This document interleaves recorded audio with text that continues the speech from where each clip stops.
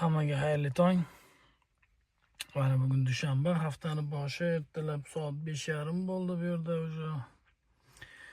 Ishni tugatdim. Уже mana o'tgan haftanikini yopdim kassani. Mana kassa 1273.39 euro ishlaganman. Undan naqd pul 292.70 sent olganman.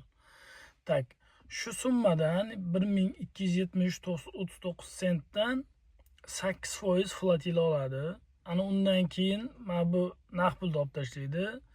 Ana undan qolganiga 250 euro mashinani arendasini oladi. Ana qolganini bugun xudo xolasa obeddan keyin tashlab beradi kartaga. Taksida ish shunaqa bo'lyapti. Hozir данный momentda уже hamma dam olishga chiqib ketdi. Hamma ketyapti qayerlarga dam olgani. Ish past payti hozir bu.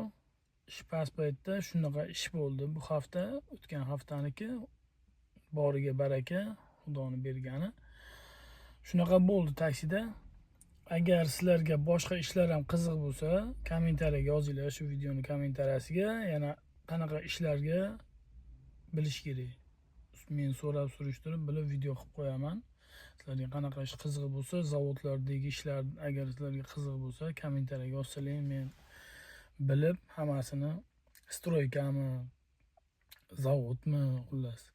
Kommentariyaga yozsalaring, men bilib hammasini video qilib qo'yaman. Sog' bo'lasizlar, charchamanglar. Kunlaring xayrli o'tsin.